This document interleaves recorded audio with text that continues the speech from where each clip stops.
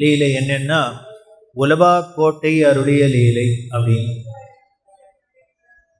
அது என்ன உலவா கோட்டை அப்படின்னா ஒன்றும் இல்லை, அரிசி கொட்டி வைக்கிற கோட்டைக்கு பேர் உலவா கோட்டைன்னு பேர்.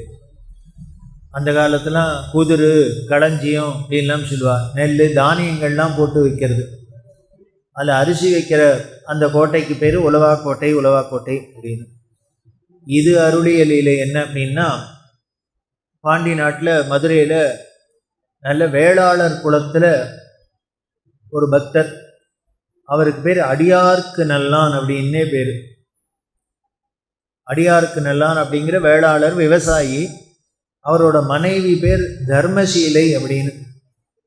பேரே அழகாக இருக்கு, தர்மசீலம். தர்மசீலம் அப்படின்னாலே இவளோட ஒழுக்கமே என்னென்ன அறவழியில் தான் இருக்குது, நல்வழியில் தான் இருக்குது அப்படின்னு.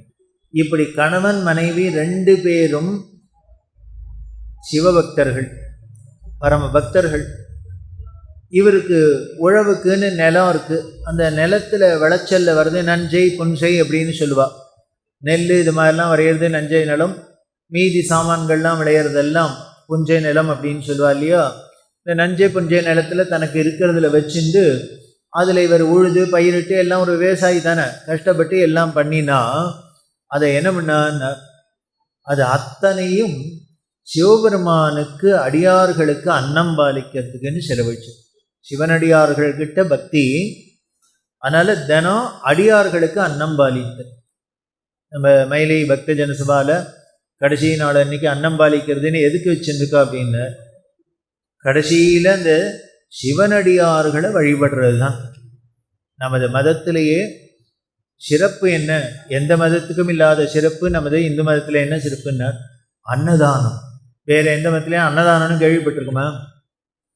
நமக்கு எதுவாக இருந்தாலும் எல்லாரையும் கூப்பிட்டு விருந்து சாதம் போடுறதுன்னா வெறுமனே ஏதோ உண்டை கட்டி போட்டோன்னு இல்லை, சமையலில் தான் எத்தனை வகை. இலையில் வச்சா இலை முழுக்கலும் 1000 ஐட்டம். இதெல்லாம் தான் நமது தேசத்தோட, நமது கலாச்சாரம், நமது மதத்தோட சிறப்பு. அப்படி அடியார்களுக்கு அன்னம் பாலிக்கிறது அப்படின்னு இவர் அதை தொண்டு 2 பேருக்கும் அதில் ரொம்ப பிரியம் பண்ணின்னு இருக்கா. இப்படி மாகேஸ்வர பூஜை அப்படின்னு இந்த அடியாருக்கு அன்னம் பாலிக்கிறது இவா பண்ணுறதுனால என்ன பண்ணான்னா சிவபெருமான் மனசு குளிர்ந்து இவா வயலில், மற்ற வயல்லாம் 1 பங்கு விளைஞ்சதுன்னா இவள்கிட்ட 100 பங்கு விளையும். இப்படிலாம் ஒரு அருள் பண்ணினா அதனால என்ன ஆயிடுதுன்னு இந்த அடியாருக்கு நல்லானுக்கு நல்ல செல்வ வளம் வந்து நல்ல பணக்காரனாகிட்டார். அதுக்கப்புறம் இருக்கிற நிலத்தெல்லாம் வாங்கிறது எல்லாம் வாங்கி இப்படி எல்லாம் பிரமாதமாக ஆயிடுத்து. இப்போ நல்ல வசதியும் வந்துடுத்துன்னா கேட்பானே, மனசோ நல்ல மனசு இருக்குது, அதில் எதுக்கு இப்போ 2 பேரையும் சேர்த்து சொல்லியிருக்கான்னு அங்கே தான் விஷயமே இருக்குது. வீட்டில் கணவன் மனைவின்னு 2 பேருக்கும் தர்ம சிந்தனை இருந்தால் தான் ஒழுங்காக தர்மம் பண்ண முடியுமே வழிய, இல்லை இவர் பண்ணலான்னா அந்த அம்மா வேண்டாம் கொடுக்காதீங்கன்னு, இல்லை அந்த அம்மாவுக்கு கொடுக்கணும்னு என்ன, மாமா உனக்கு வேறு வேலை இல்லை இப்போ கோவிலுக்கு போய் தியானம் பண்ணிட்டுருப்பேன்.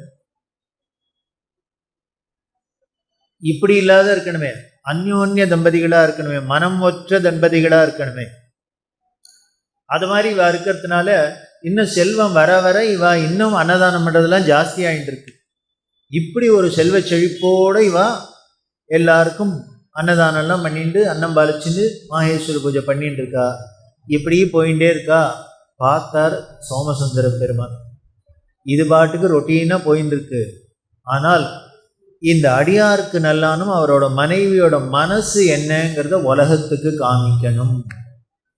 ஏதோ இவாளுக்கு எல்லாம் வசதி இருக்குது பண்ணுறா அப்படிங்கிறதுனால இல்லை, இவாளுக்கு எப்படி வசதி இல்லாத இருந்தால் கூட இவா குணம் பண்ணுறது நிற்கலன்னு உலகத்துக்கு காமிக்கணும்னு நினச்சார் போல இருக்கு. அதனால என்ன பண்ணினார், இவா நிலத்தில் விளையிற விளைச்சல் எல்லாம் விளைய முடியாத பண்ணார். திடீர்னு மழை பெய்யல, திடீர்னு தண்ணி கிடைக்கல. நல்ல நிலம்தான், செழிப்புள்ள நிலமாக இருந்தது, 1க்கு 100 விளைஞ்சிது அப்படின்னா இப்போ போட்டால் 1க்கு 1 விளைய மாட்டேங்கிறது. இப்படி திடீர்னு பூமியோட வளம்லாம் குறைஞ்சிது, எல்லாத்தையும் பண்ணினா விளைச்சல் இல்லை, அதுக்குண்டான பொருள்லாம் வரலன்னா இவாளால் அன்னதானம் பண்ணுறது தடைப்படுறது. பார்த்தா 2 பேரும் உடனே நம்ம தினம் 100 பேருக்கு தான் சாதம் போடுறதுன்னு வச்சுருக்கோம், நம்மளால் இப்போது அது முடியலன்னா என்ன பண்ணணும்னு, அதுக்காக குறைச்சி 10 பேருக்கு போடக்கூடாது. 100 பேருக்குன்னு நம்ம நினச்சது 100 பேருக்கு தான் போடணும். அதனால் என்ன பண்ணார், மனைவி சொன்னால் யார்கிட்டயானு கடன் வாங்கிக்கலான்னு. அப்புறம் நமக்கு நல்ல காலம் வந்ததுன்னாக்க அப்போ கடனை அடைச்சிக்கலாம் அப்படின்னு கடன் வாங்கினாலாம். வட்டிக்கு கடன் வாங்கினா, வட்டிக்கு கடன் வாங்கி இவ அன்னதானத்தை மட்டும் குறைக்கல பண்ணியிருந்தா. இதுலேயும் சோதனை. சுவாமி என்ன பண்ணார், இப்போது அங்கங்கே கடன் வாங்கி வட்டியை முதலமா ஏறி பெடுத்து கடன்காரெல்லாம் வந்து இவாளை நெருக்க ஆரம்பிச்சுட்டா. எல்லாரும் யார் சும்மா இருப்பா, ஊரில் இவர் வட்டிக்கு வாங்கி அன்னதானம் பண்ணுறேன்னா யாராலும் சந்தோஷமாக படுவா, என்ன அட பைத்தியமேனு வெய்யத்தான் வைவா. இல்லை கொடுத்தவன் என்னென்னையோ நீ அன்னதானம் பண்ணுறது இருக்கட்டும், முதல்ல எனக்கு காசு கொடுன்னு தான் திருப்பி கேட்பேன். இது மாதிரி கடன் கொடுத்தவாள்லாம் வந்து நெருக்க ஆரம்பிச்சுட்டா. இவாளுக்கு என்ன பண்ணுறேன்னு தெரியல. சரி இவர் நாளைக்கு கொடுத்துறேன் இன்றைக்கி 10 ரூபா கொடுங்கன்னா அப்படியும் கொடுத்து பார்த்தா அதுக்கும் மேலேயும் முடியல. கடனும் வட்டியும் ஒரே ஏகத்துக்கு ஏறி போயிடுத்து. அதனால் என்ன, கடன் கொடுக்குறவாள்லாம் கடன் கொடுக்குறத நிறுத்திட்டா. அதுவும் நின்று போச்சு. இப்போ வயலில் விளைஞ்சதை நிறுத்தினர். அடுத்தது இவ கடன் வாங்கியானு அன்னதானம் பண்ணுறாளா, அப்போ கடன் கொடுக்கறதையும் நிறுத்து அப்படின்னு. இப்போ பாண்டி நாட்டில் இவாளுக்கு கடன் கொடுக்கறதுக்கு ஒருத்தரும் இல்லைன்னா இப்போ நிஜமாவே ஒருத்தருக்கும் அன்னதானம் பண்ண முடியாத ஒரு சூழ்நிலையாயிடும். இப்படி சூழ்நிலை ஆனால் அடியாருக்கு நல்லான் ரொம்ப வருத்தப்பட்ட தன் மனைவிட்ட புலம்பி அழற, நம்ம நல்லது தானே பண்ணினோம், ஏன் இப்படி ஆச்சு அப்படின்னு இவர் ரொம்ப வருத்தப்பட்டு மனைவியோட ஆலயத்துக்கு போய் சோமசுந்தர பெருமான்ட்ட அழற. நான் வரது எல்லாத்தையும் நாங்கள் சாப்பிடல, எங்களுக்கு செலவழிச்சுக்கல, நல்லது தான் சிவனடியார்களுக்கு அன்னதானம் பாலிக்கிறதுக்கு தான் செலவழித்தோம். ஆனால் நன்னா விளைஞ்சிருந்த நேரம்னா விளைச்சல் இல்லாத போயிடுத்து. சரி அதுதான் போச்சேன்னா கடன் வாங்கியானு கொடுக்கலான்னா இப்போ கடன் கொடுக்கறதுக்கும் ஆள் இல்லாத இருக்கா. எனக்கு என்ன பண்ணுன்னு தெரில. அதனால என்னோட இந்த மாகேஸ்வர பூஜை நின்றுக்க போகிறது. ஆனால் ஒன்றே ஒன்று மட்டும் உங்கள்கிட்ட சொல்கிறேன், எனக்கு நீ வேற ஒன்றும் அருள் செய்ய வேண்டாம். நான் யார்ட்டேன்னு கடன் கேட்டேன்னா அவன் கடன் கொடுக்குறாப்புல பண்ணேன்னு. நல்ல கிரெடிட் கார்டாக கொடு, கடன் கொடுக்குற ஒரு ஆளை காமிச்சு கொடு அப்படின்னு இவர் வேண்டிக்கிறாராம். கடன் கொடுக்குறாப்புல ஒரு ஆளை கொடு. அப்படி இல்லை அப்படின்னா நீ மட்டும் அதையும் அனுகிரகம் இல்லைன்னா என்ன பண்ணுவேன்னார், இனிமேல் இந்த உடம்பு இருந்து பிரயோஜனம் இல்லை. அடியார்களுக்கு சிவனடியார்களுக்கு அன்னதானம் பண்ணாத இருக்கிற இந்த உடம்பு இருந்து பிரயோஜனம் இல்லை. அதனால் நானும் என் மனைவியும் உண்ணாவிரதம் இருந்து எங்கள் உயிரை மாச்சுப்போம். நாங்கள் பட்னி கிடந்து போவோம் அப்படின்னு அடியாருக்கு நல்லானும் தர்மசீலியும் சோமசுந்தர பெருமான்கிட்ட போய் அழறா. அழுது ஒரு தீர்மானமாக தான் இருக்கா, நீங்கள் இல்லைன்னா நிச்சயம் உயிரை விட்டுருவோம். இதை பார்த்தர் கருணை கடலான சிவபெருமான் இந்த ஸ்டேஜ் வரணுங்கிறதுக்கு தானே காத்துன்னு இருக்கார். உடனே ஆகாயவாணியில் சொல்கிறார், கவலைப்படாத, உன்னோட இந்த உறுதியான ஒரு தர்மம் பண்ணணும் அப்படிங்கிறதுல அந்த தர்ம சிந்தனையில் உங்களுக்கு எவ்வளவு கணவன் மனைவி 2 பேருக்கும் இருக்குது. இதில் இப்படி நம்ம எல்லாம் சௌரியமாக இருக்கிறதே நம்ம எது பண்ணாலும் வீட்டில் ஒன்றும் கண்டுக்க மாட்டா கேட்க மாட்டா. ஆனால் வீட்டிலையே திண்டாடுறது அப்படின்னா நம்ம பண்ணுறோன்னா முதல்ல சண்டைக்கு வருது அவள் தானே இருக்கும். ஆனால் இந்த அம்மா நேர் ஆப்போசிட்டாக கடன் வாங்கிட்டு வாங்குவோங்கிறான். இப்படி ஒருத்தருக்கு ஒருத்தர் தம்பதிகள் தர்மம் பண்ணுறதுல அப்படி தர்மாத்மாக்களாக இருக்கு. உங்களோட பெருமை, நீங்கள் ஏதோ எல்லாம் சௌரியம் இருந்து தான் அன்னதானம் பண்ணினேன்னு உலகம் நினச்சின்னு விடக்கூடாது.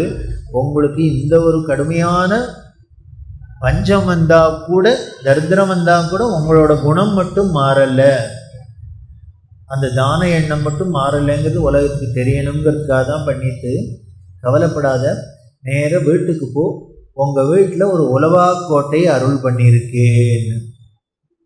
இப்போ திடீர்னு கேட்டால் உலவா கோட்டை அது என்னென்ன? ஒன்றும் இல்லை, அரிசி ட்ரம்மு பண்ணியிருக்கேன், நீங்கள் எத்தனை எடுத்தாலும் குறையாது, அது அக்ஷய பாத்திரம் மாதிரி எடுக்க எடுக்க குறையாது.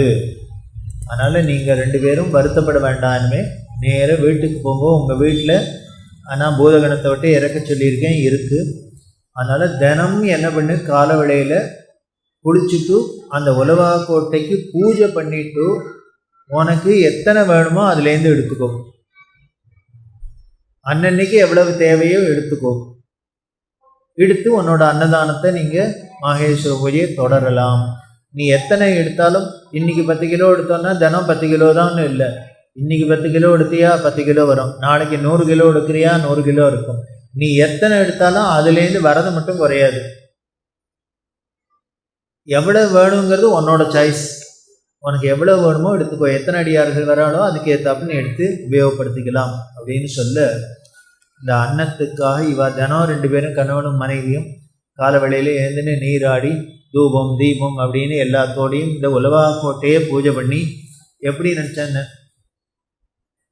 எப்படி பாண்டவர்களுக்கு பஞ்சபாண்டவர்களுக்கு வனவாசத்தும் போது அவள் பசியில் இருக்கக்கூடாதுன்னு அக்ஷய பாத்திரம் அருளப்பட்டதோ, அது மாதிரி இங்கே உலவா கோட்டை நம்ம அடியார்களோட திருவிளையாடலில் நாயன்மார்களோட சரித்திரத்தில் பார்க்குறோமே, இந்த அன்னதானம் பண்ணுறவாளுக்கு எப்படி அந்த அன்னதானத்தினாலேயே இவா இவ்வளவு உயர்ந்த ஒரு நிலைமையை அடைஞ்சிருக்கான். நாயன்மார் நிலைய, அடியார்கள் நிலைய இவா என்ன பண்ணினா, வேற ஒன்றும் பண்ணலை, வரவர்களுக்கு விருந்தோம்பல் சாப்பாடு போட்டாங்க. ஏன்னு, நம்ம மதத்தோட சிறப்பே அதான். வேதமே எப்படி சொல்றது, அதிதி தேவோ பவ அப்படின்னு. வீட்டுக்கு வர விருந்தாளின்னா ஏதோ உட்காத்தி வச்சோம், காப்பியை கொடுத்தோம், சாப்பாடு போட்டோன்னு இல்லையா, சாட்சாத் பகவானே நேரம் வந்திருக்காருன்னு நினச்சி அவளை பூஜை பண்ணி அவளுக்கு பிடிச்சதை போடணும். நம்ம சமையல் பண்ணது தான் அவள் தின்னுட்டு போகணும்னு இல்லை, கேட்கணுமா, கேட்பா. ஒரு காலத்தில் அப்படி இல்லைன்னா கேட்டுண்டா. வீட்டுக்கு வந்தால் வாங்க வாங்க ரொம்ப சந்தோஷம், வராதவா அத்துக்கு வந்திருக்கீள், உங்களுக்கு என்ன பிடிக்கும் சொல்லுங்க. அப்படி அதுதான் நம்மளோட கலாச்சாரம், பண்பாடு. அப்பேற்பட்ட பரம்பரையிலேயாக்கும் பிறந்து வந்திருக்கும். காஞ்சிவார் இவா சொல்கிறாளே, இவா பட்டணத்தில் ஒரு வீதியில் போயின்னு இருக்கா. அது ஒரு பெரிய பணக்கார ஏரியா. அதில் என்ன பண்ணிடுதுன்னு, வாசல் கேட்டில் நாய்கள் ஜாகிரதை நாய்கள் ஜாகிரதை அப்படின்னு போட்டிருந்தது. இதை பார்த்துட்டு பெரியவா சொல்கிறா, அதிதி தேவோபவன்னு சொன்ன தேசத்தில் வீட்டுக்கு வர விருந்தாளி எல்லாம், விருந்தாளி அப்படின்னாலே அதித்தினாலே அழையா விருந்தாளிக்கு பேர் தான் அதித்தின்னு பேர். அதாவது இன்னைக்கு வரேன் அன்னைக்கு வரேன்னு சொல்லிட்டு அனௌன்ஸ் பண்ணிட்டு வரவா இல்லை, திடுதுப்புன்னு பொட்டியும் கைமா வந்து நிற்கணும். ஏதோ மயிலாப்பூருக்கு வரலாம் வந்தேன், ஓ ஞாபகம் வந்தது உங்காத்துக்கு வரலாமேன்னு வந்தேன் அப்படின்னு நல்ல சாப்பாடு டயத்துக்கு வந்து நிற்கிறவாழ வெயிலில் பார்த்தா நமக்கு என்ன வரும், கோபம் தான் வரும். ஒரு சொல்லிட்டு வரக்கூடாது, திருதுப்புன்னு வந்து 4 பேராக வந்து நின்னா. ஆனால் சாஸ்திரம் வேதம் என்ன செய்ய, அப்படி அனௌன்ஸ் பண்ணாத வந்துட்டாள்னா அவளை என்ன, சாட்சாத் பகவானே நேரம் வந்திருக்கான்னு உடனே பூர்ணகுமம் கொடுத்து அவளை வரவேற்று காலை அலம்பி எல்லாம் பண்ணி அவளுக்கு என்ன வேணுமோ அரிசி வேணும், உங்களுக்கு என்ன பிடிக்கும் என்ன பிடிக்குன்னு கேட்டு கேட்டு உபச்சாரம் பண்ணு அப்படின்னு சொல்கிறது வேதம். அதுதான் சனாதன மதம். இதை சொல்கிறா பெரியவா. அப்படி வரவாழ வீட்டுக்கு வரவாழ பகவானே வந்திருக்கான்னு நினச்சின்னு விருந்தோம்பன்னு சொன்ன தேசத்தில் தான் ஒரு வய உள்ள நுழையப்படாதுன்னு மெனக்கெட்டு நாயை வாங்கி அதுக்கு செலவழித்து ஒத்தனையும் வரக்கூடாது, மனுஷானுக்கு ஷாம்பு போடக்கூடாது, ஆனால் நாய்க்கு போட்டு வளர்க்கணும். அதை காரில் வச்சுட்டு கடைக்கு போய் அப்பா அம்மாவுக்கு ஒன்றும் பண்ணுறதில்ல, அதுக்கு பீமூத்திரம்லாம் துடைக்கிறான் குளிப்பாட்டி விட்டு. அப்படின்னா அவ்வளோ பாவம். எத்தனை கோடி கோடியாக கொட்டி இருந்தால் என்ன, கடைசியில் அதை நல்ல விதத்தில் ஒன்றும் பண்ண முடியாது. இப்படி ஒரு பாவ புத்தி வந்து தடுக்கிறது. இதை சொல்கிறா பெரியவா. இப்படி அதிதி தேவோபவன்னு சொன்ன தேசத்தில் ஒரு பயம் உள்ள வரக்கூடாதுன்னு மெனக்கெட்டு நாயை வாங்கி கட்டி நாய்கள் ஜாக்கிரதைன்னு போட்டிருக்கான் பாரு. அப்படின்ட்டு அப்போ சொல்கிறா. இது அத்தனையும் பார்த்துட்டு நான் இன்னும் இருக்கேன் பாரு உயிரோடங்கிற. ஜெகத்குரு ஜெகத்குருன்னு சொல்லிட்டு இத்தனை கன்றாவையும் பார்த்துட்டு நான் இருக்கேன் பாரு, அப்படி வருத்தப்படுறான். அதுதான் அந்த விருந்தோம்பல் விருந்தோம்பல் விருந்தோம்பல் அப்படின்னு அந்த விருந்த உபசரிக்கிறதுல இனிமேல் நமது தேசத்துக்கு நமது மதத்துக்கு நமது கலாச்சாரத்துக்கு ஈடு கிடையவே கிடையாது. அப்படிதான் ஒரு தலைமுறை முன்னால வரைக்கும் கூட அப்படி தான் நின்றுருக்காங்க. நம்ம முன்னோர்களும் நம்ம அம்மாவாக இருக்கட்டும், பாட்டியாக இருக்கட்டும், தாத்தாவாக இருக்கட்டும், அவா காலம் வரைக்கும் பார்த்தோமே. எப்போ பாரு அவளுக்கு அடுப்பங்கரையில் கரண்டியும் கையுமா தான் வேலை. யாரோ வீட்டுக்கு வர்றது, யாரோ போகிறது. அந்த உறவு என்ன உறவு பெயர் கூட சொல்ல தெரியாது. 1 விட்ட 2 விட்ட 3 விட்டன்னு. இப்போ கூட பிறந்தவாளே உறவு கிடையாது. ஆனால் அப்போ 1 விட்டது 2 விட்டது 3 விட்டது, யாரோ வீட்டில் 4 பாட்டிமா இருப்பா, 4 வயசான கிழவா இருப்பா, எல்லாம் இருந்துகிட்டே இருக்கும். 10 குழந்தைகள், எல்லார் வீடுமே ஏஜ்டு ஹோமாக இருந்தது, க்ரஷ்ஷாக இருந்தது. இப்போதான் என்ன அப்படின்னு ஃபஸ்ட் கிளாஸ் பங்களா வாங்கி ஃப்ளாட்டை வாங்கி 4 கோடிக்கு பிள்ளை வாங்கியிருக்கான் அப்படின்னு சொல்லி கிரேப்ரேஷன் பண்ணுற அன்னைக்கு அடுப்பில் மூட்டி பால் காய்ச்சினது தான். அதுக்கப்புறம் எத்தனை வருஷம் கழிச்சு வந்தாலும் அந்த போட்ட கோலமே அழியாத இருக்கும். என்ன இவாளே சாப்பிட்றது இல்லை, டன்சோவில் வருது, ஸ்விக்கியில் வருது. அப்புறம் இனிமேல் விருந்து எங்கே ஓம்ப போகிறா? அதனால என்ன ஆயிடுச்சுன்னா, நம்ம வீட்டுக்கு ஒருத்தர் வந்து சாப்பிடாததுனால நாம் அடுத்த வீட்டுக்கு போக மாட்டேங்கிறோம். ஆனால் அந்த ஒரு எண்ணமானும் இருக்கே, நம்ம வாரத்தில் போய் சாப்பிடல, நம்மளும் போய் நிற்கப்படாதுன்னு இருக்கே. அதனால என்னாச்சுன்னா உறவுங்கிறதே கட்டாயம். இவா வீட்டுக்கு அவா போகிறது, அவா வீட்டுக்கு இவா போகிறது அப்படின்னு கலகலகலகலன்னு அது இருந்ததெல்லாம் எல்லாம் போச்சு. அந்த மனித நேயம்ங்கிறது என்னாச்சுன்னு போர்டில் இருக்குது, அரசியல்வாதிகள் வாயில் இருக்குது, மீட்டிங்கில் இருக்குது, அவ்வளவுதானே வழிய மனுஷத்தன்மையே இருந்தான்னா மனித நேயம் வரும்.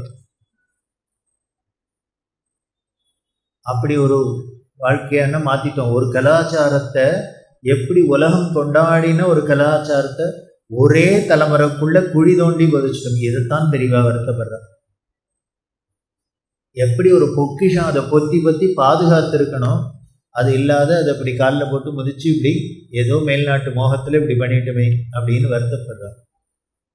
இந்த உலவாக்கோட்டையெல்லாம் எப்போ அருள் பண்ணுறார் அப்படின்னர், அப்படி எந்த ஒரு நிலைமையிலையும் உறுதியோட அடுத்தவர்களுக்கு அன்னதானம் பண்ணணும்னு யாருக்கு மனசு இருக்கோ அந்த அடியார்களுக்காக உலவாக்கோட்டை கூட அருள்றதுக்கு சிவபெருமான் ரெடியாக இருக்கிறது காமிக்கிறது தான் இந்த உலவாக்கோட்டையருடைய திருவிளையாடல் அப்படிங்கிறது.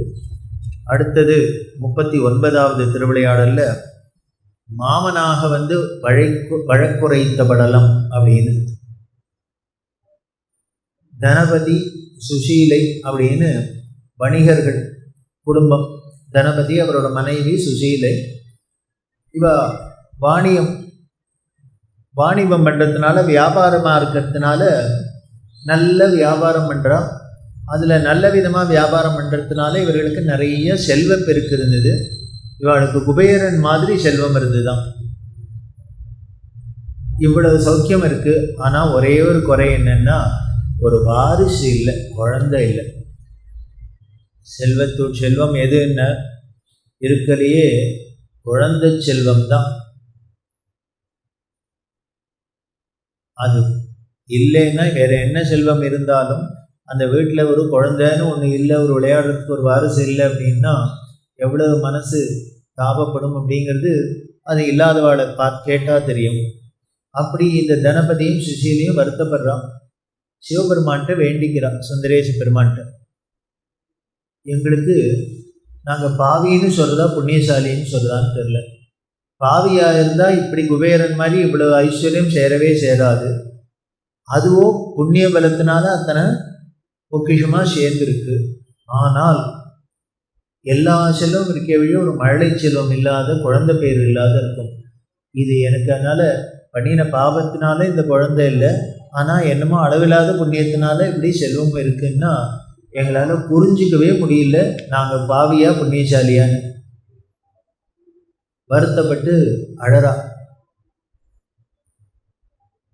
பல விதத்தில் வேண்டி பார்த்தா பல நாட்கள் இவளுக்கு குழந்தை பிறக்கல. அதனால் இவர் என்ன பண்ணினார், கணபதி தன்னோட இவருக்கு ஒரு தங்கை, அந்த தங்கைக்கு ஒரு புள்ள, தங்கைக்கு கணவன் இல்லை, தங்கை தான் இருக்கா, சின்ன வயசில் விதவையாக இருக்கா, அவளுக்கு ஒரு புள்ள இருக்குது.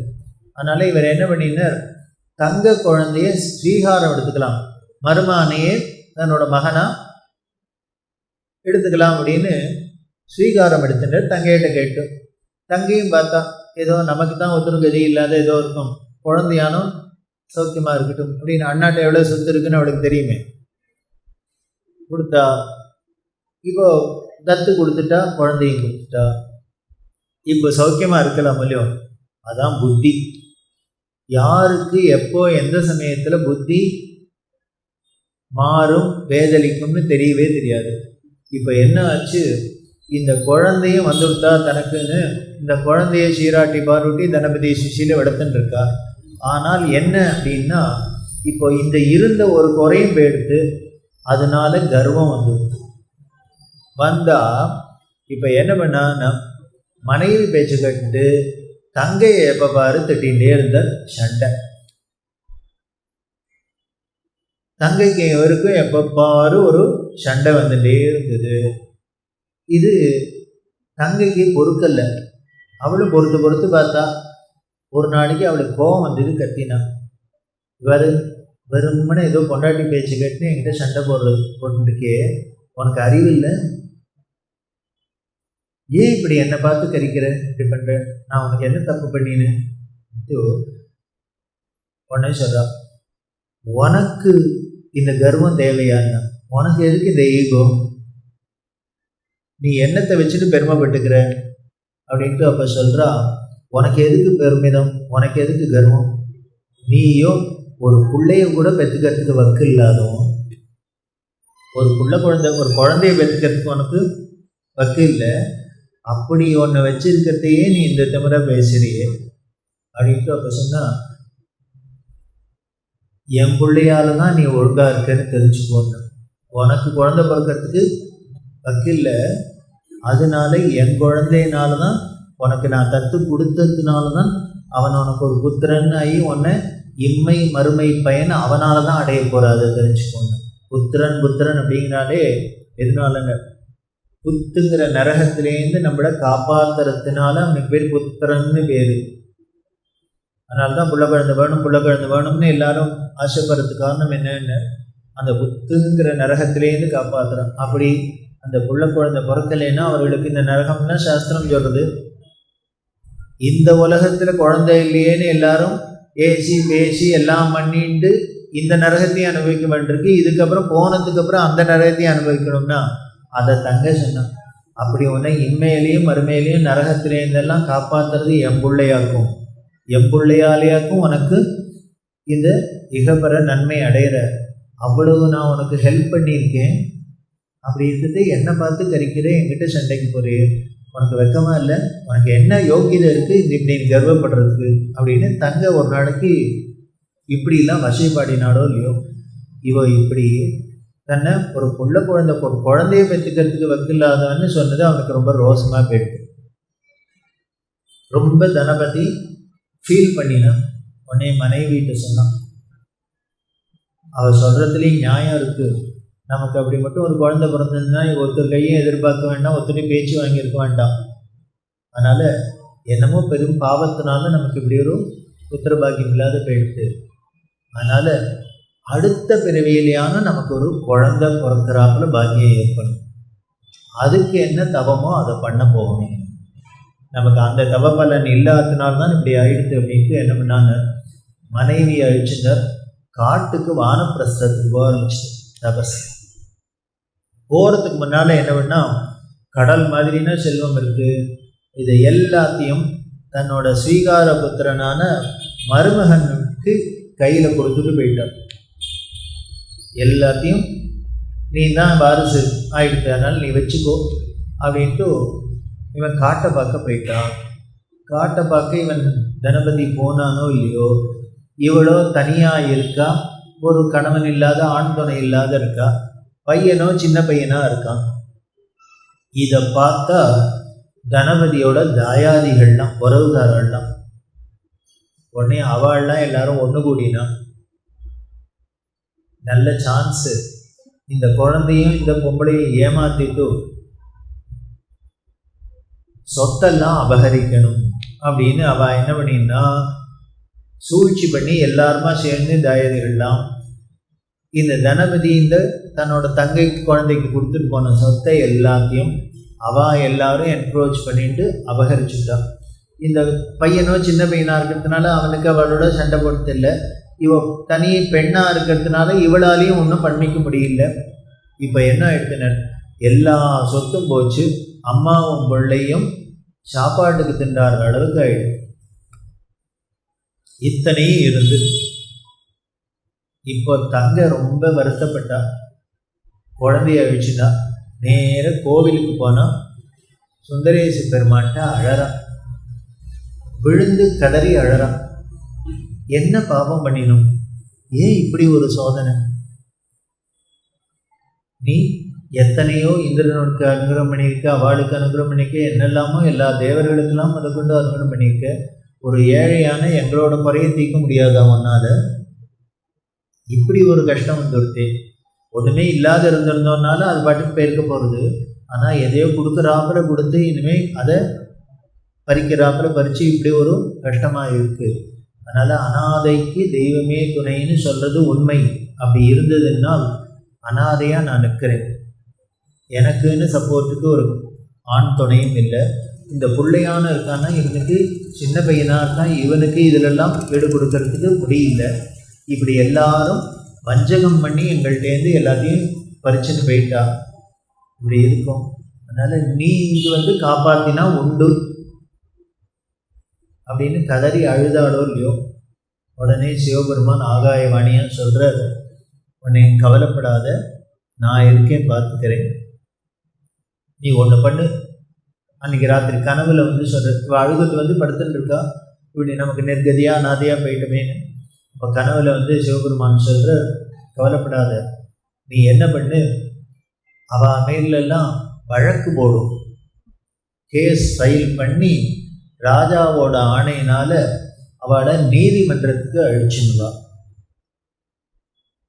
கொண்டு முதல்ல அங்கவை, அதுக்கப்புறம் மீதியை நான் பார்த்துக்கிறேன்னு. நீ அவளை கோர்ட்டு வரைக்கும் அழிச்சுன்னு வரணும், அதுக்கப்புறம் நான் நீதி ஸ்தலத்துக்கு வந்துட்டா நான் பார்த்துக்கிறேன். இந்த அம்மா பார்த்தா, இது என்ன நீதி ஸ்தலத்தில் இருக்கிறது போறாதுன்னு இனிமேல் கோர்ட்டில் போய் வரேன்னுட்டு பண்ணு அப்படின்னு ஒரு கனவு மறைஞ்சு போயிட்டு மறுநாள் பொழுது விழிஞ்சுது. இந்த கணபதியோட தங்க என்ன பண்ணினா, சிவபெருமானே இந்த கனவுல சொல்லியிருக்காரு அப்படின்ட்டு நேர யாரெல்லாம் வஞ்சிச்சு எல்லாத்தையும் கவர்ந்துனாலும் அவள் வீட்டுக்கெல்லாம் போனான். போய் கேட்குறா, நியாயமா அண்ணா எங்களுக்கு தான் எழுதி வச்சார், என் பிள்ளைக்கு எழுதி வச்சார், நீங்களாம் வஞ்சனை பண்ணி இருக்கு, அதனால மரியாதையாக கொடுத்துருவோம், இல்லைன்னா கடவுள் உங்களை தண்டிச்சுடுவார் சிவபெருமான். அவள் பார்த்தா, அவர் தண்டிச்சா என்ன பண்ணுறான்னு நாங்கள் பார்த்துக்கிறோம். ஒருத்தரும் அசைஞ்சு கொடுக்கல. இவ்வளோ ஆணை மட்டும் கெஞ்சி பார்த்தா, என்னெல்லாமோ சொல்லி பார்த்தா, எதுக்கும் அசையலை. எல்லாரும் அடித்து விரட்டினான். எல்லாருமே சேர்ந்துட்டு இவளையும் இவ பிள்ளையும் அடித்து விரட்டுறான். இந்த கிட்டக்கே வரப்படாது, வந்தேன்னா நீ ஊர்லேயே இருக்க முடியாது, உயிரோட இருக்க முடியாது, எல்லாம் மிரட்டி அனுப்பிச்சா. இவ அழுதுண்டே நேராக என்ன பண்ணினா காவலர்கள்ட்ட போனான், போலீஸ் ஸ்டேஷன் போனான். இது மாதிரி எங்களை கவர்ந்துனுட்டா, ஆனால் துன்புறுத்துறா, என்ன பண்ணுன்னு தெரியலன்னா. உடனே அரச அந்த சேவகர்கள்லாம் நேரம் வந்தால் இந்த உறவுக்காரெல்லாம் அரெஸ்ட் பண்ணி அழிச்சுட்டு போயிட்டேன். போன மறுநாளைக்கு நீதி ஸ்தலத்துக்கு கொண்டு நிறுத்தியாச்சு. நிறுத்தினா நீதிபதிகள்லாம் கேட்குறா, என்ன வழக்கு? இல்லை எங்கள் அண்ணா எழுதி வச்சார் வழக்கு, எத்தனை சொத்தும் இந்த பிள்ளைக்கு தான் எழுதி வச்சார், ஆனால் இப்போ எல்லாத்தையும் எடுத்துட்டு தரமாட்டேங்கிறார். உடனே அவள்லாம் சொன்னால், இவ பொய் சொல்கிறா, அதெல்லாம் நாங்கள் சம்பாதிச்ச சொத்து, இவன் அண்ணாது கொடுத்ததும் இல்லை, தம்பி கொடுத்ததும் இல்லை, நாங்கள் பரம்பரை பணக்காராக தான், எங்களோடு தான் அப்படின்னு சொன்னான். இப்படி இருக்கிறதே உன்னை நீதிபதி கேட்டு, இது அத்தனையும் உங்கள் அண்ணா தான் உன் பிள்ளைக்கு கொடுத்தாங்கிறதுக்கு எப்படி சாட்சி? உங்கள் அண்ணாவை கூப்பிடுன்னு. ஏன்னா நான் கொடுத்தேன்னு அவர் சொன்னாதானே உண்டு. அவள் என்ன உடனே கூட இருக்க அந்த தாயாதிகள்லாம் சொன்னால் அவள் எப்படி கூப்பிடுவான்னு, அவள் அண்ணாவே இல்லை, இவள் கூப்பிட்றேன்னு சொல்றா. இவளா பார்த்தா காட்டுக்குன்னா போயிட்டார் அண்ணா, இப்போ அண்ணாவை சாட்சி கழிச்சுடுவானா என்ன பண்ணுறது, கொடுத்தவரை கொண்டு வானா. அழுதா. சோமசுந்தர பெருமான் வச்சு அழுதா, நீ நீதி ஸ்தலத்துக்கு கொண்டு வா, நான் வரையும் பார்த்துக்கிறேன்னு சொன்னேன், இப்போ இந்த நிலைமையில வந்துருக்கு, நீ என்ன பண்ண போறன்னு. இப்போ நீதிபதிகள்லாம் இப்போ எப்படி தீர்ப்பு சொல்றதுன்னு தெரியாத நிற்கிறதே. உடனே ஒரு சத்தம் கேட்டது, ஒரு ஆள் உள்ள வர. யாருன்னா தனபதி வர.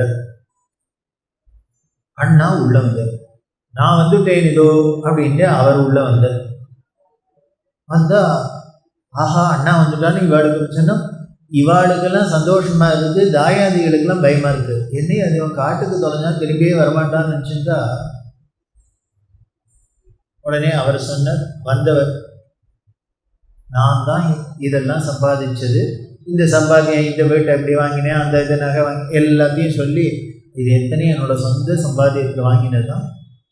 நான் காட்டுக்கு போய் தவம் பண்ணணுங்கிறதுக்காக என் பிள்ளைகிட்ட தான் எல்லாத்தையும் கொடுத்துருவேன். இது என்னோட தங்க பிள்ளையை தான் நான் தத்து எடுத்துருக்கேன், அதுக்கு தான் நான் தான் கொடுத்தேன்.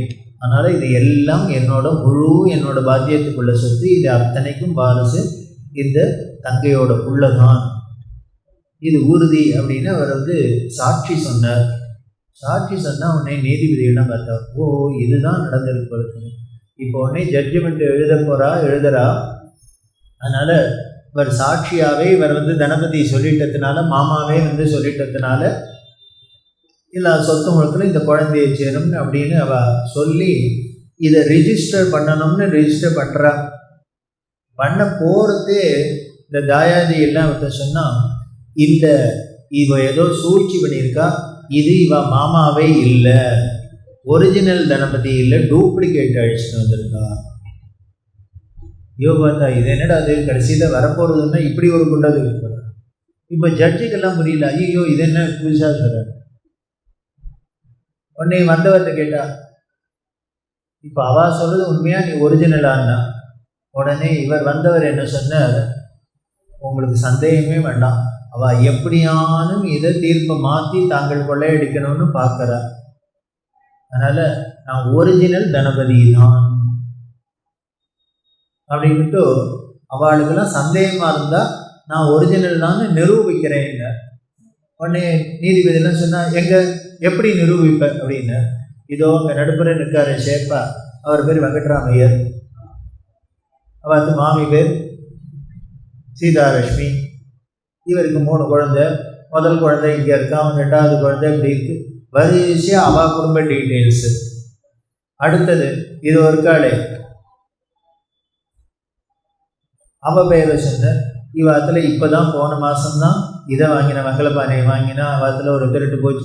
என்ன இவ நடக்கிற எய்த்தாப்புல அத்தனை பேர் வீட்டில் நடந்தது, அவளை பற்றினது டீட்டெயில்ஸ் எல்லாத்தையும் ஒப்பிக்க ஆரம்பிச்சிட்டார்.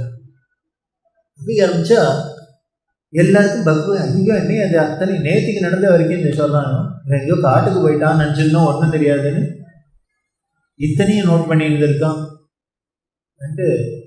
எல்லாரும் என்ன பண்ணினா பயந்தா, இதுக்கு மேலே இங்கே நின்னோம்னாக்க நேராக உள்ளுக்குள்ளே லாக்அப் தான் தெரிஞ்சுது. அதனால் ஒருத்தர் என்ன பண்ணார், எனக்கு அர்ஜென்ட்டாக டாய்லெட் எங்கே இருக்குது அப்படின்னு நேராக ஒருத்தர் போனவர் தான். இப்படி ஒருத்தராக எல்லாரும் தயாதிகள் நழுவினா கடைசியில்